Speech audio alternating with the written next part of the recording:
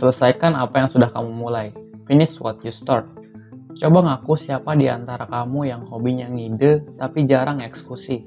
Atau mungkin udah take action tapi nggak diberesin sampai finish. Ini sebenarnya hal yang sangat umum terjadi di semua kalangan. Bagi beberapa orang mungkin memulai adalah hal yang sulit, tapi percayalah kalau mengakhiri yang sudah dimulai jauh lebih sulit. Oleh karena itu, kali ini kita akan belajar bagaimana menyelesaikan apa yang sudah kita mulai dengan salah satu resep dari buku Finish What You Start karya Peter Hollins.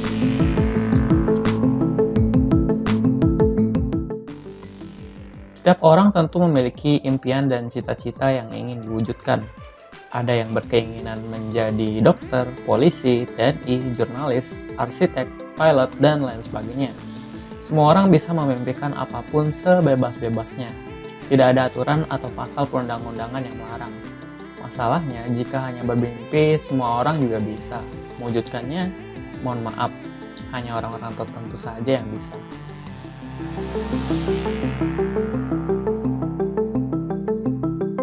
Oke, sebenarnya setiap orang memiliki starting point yang berbeda-beda. Begitupun tujuan atau finishnya juga berbeda-beda.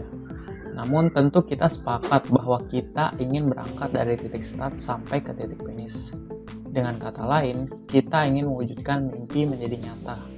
Dalam prosesnya tentu ada banyak sekali gangguan dan godaan yang membuat kita berhenti, prokrastinasi, atau yang lebih parah lagi, menyerah dan mundur. Lantas apa saja yang dapat kita lakukan untuk menghadapi berbagai rintangan itu? Peter Hollins membaginya menjadi 4 bagian, diantaranya the head, focus, the spine, self-discipline, the hands and feet, action, the heart, persistence. The head, focus, bagian kepala. Berdasarkan artikel yang ditulis oleh jbauthorservice.com, dengan memberikan atensi kita pada satu hal, maka kita akan mampu menyelesaikan hal tersebut dengan lebih cepat dan minim kesalahan. Selain itu, kualitas kerja dan kreativitas kita akan jauh lebih baik. Kaitannya dengan impian yang ingin diwujudkan, maka kita sebaiknya fokus untuk melakukan hal-hal yang berhubungan dengan mimpi kita. Jangan sampai fokus kita pada hal di luar kendali seperti membandingkan diri dengan orang lain atau mendengar orang-orang yang meremehkan mimpi kita.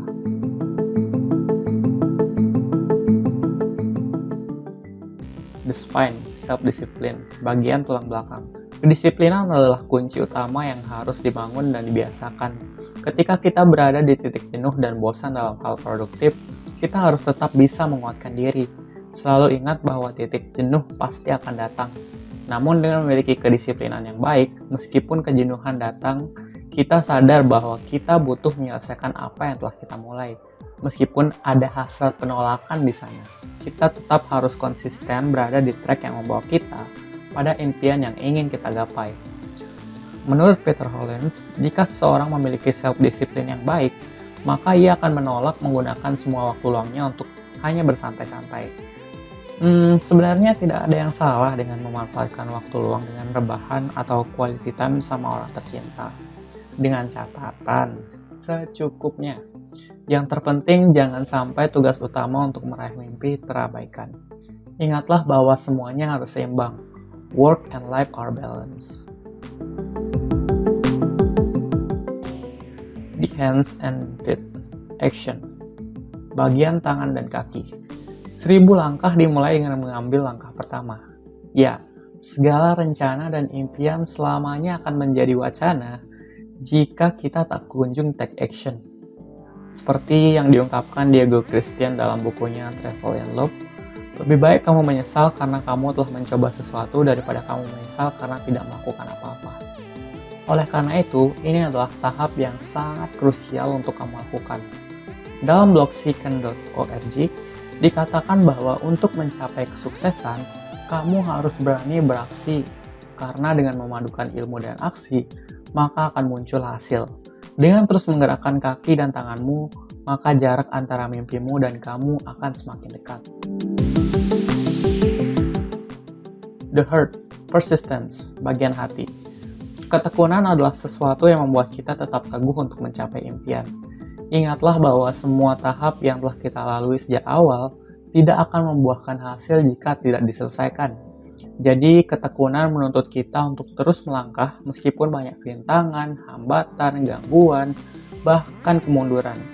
Orang-orang yang memiliki ketekunan akan mengalami kegagalan demi kegagalan, tersesat di jalan buntu, dan merasa stuck karena tidak merasakan progres dari apa yang telah dikerjakan.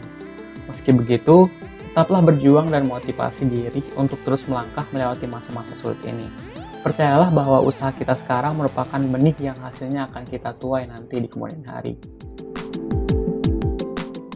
So, itu dia 4 bagian penting yang bisa kamu praktikkan untuk menyelesaikan segala hal yang telah dimulai. Dengan begitu, impian tidak stuck di tengah, tapi benar-benar terwujud. Kalau tidak sekarang, nanti di masa yang akan datang.